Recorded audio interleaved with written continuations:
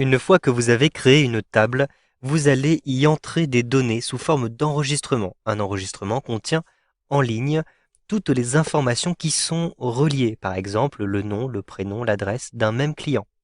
Vous pouvez utiliser la souris, le clavier et certains raccourcis pour entrer ou modifier plus rapidement des enregistrements. Donc par exemple, je vais ici double-cliquer sur la table client pour retrouver ma liste de clients. Je souhaite maintenant modifier le prénom de mon premier client. Donc je clique à cet endroit-ci et je vais ensuite utiliser mon clavier simplement pour modifier ce prénom. Donc au lieu de mettre Hervé ici, je vais mettre par exemple Vincent.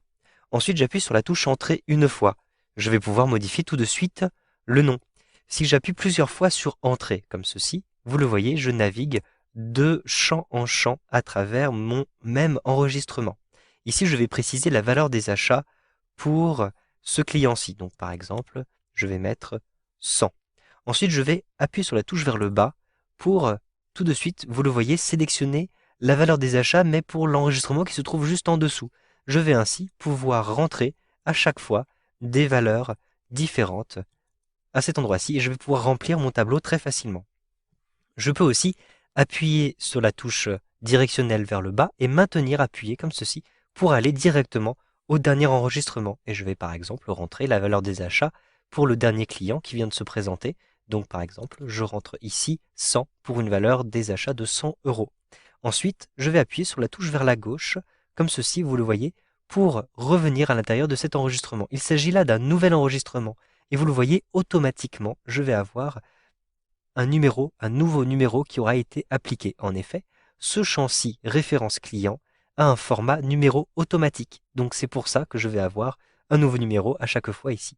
Donc je vais nommer mon nouveau client. Donc par exemple, il s'agit de Albert Moreau. J'appuie sur la touche Entrée pour ensuite rentrer ici Moreau. Je peux préciser sa date de naissance. Si je ne la connais pas, je peux cliquer d'ailleurs directement dans le champ qui m'intéresse. Donc par exemple ici, Albert Moreau habite à Paris. Je peux préciser son adresse, par exemple 4 rue de Moscou à Paris. Ensuite, j'appuie sur la touche Entrée et je retombe ici sur la valeur des achats. Donc vous le voyez, vous pouvez ainsi rentrer très facilement de nouveaux enregistrements à l'intérieur de votre table. Une fois que vous avez ajouté comme ceci les différents enregistrements, n'oubliez pas de sauvegarder votre table. Donc il suffit, avec un clic droit à cet endroit-ci, de choisir Enregistrer. Vous pouvez aussi simplement cliquer sur Enregistrer à cet endroit-ci, ou même utiliser le raccourci clavier CTRL plus la lettre S. Puis, vous pouvez fermer votre table avec un clic droit ici et fermer. Pour retrouver votre table, double-cliquez simplement à cet endroit-ci et vous retrouvez tous vos enregistrements tels que vous les avez laissés, par exemple à cet endroit-ci.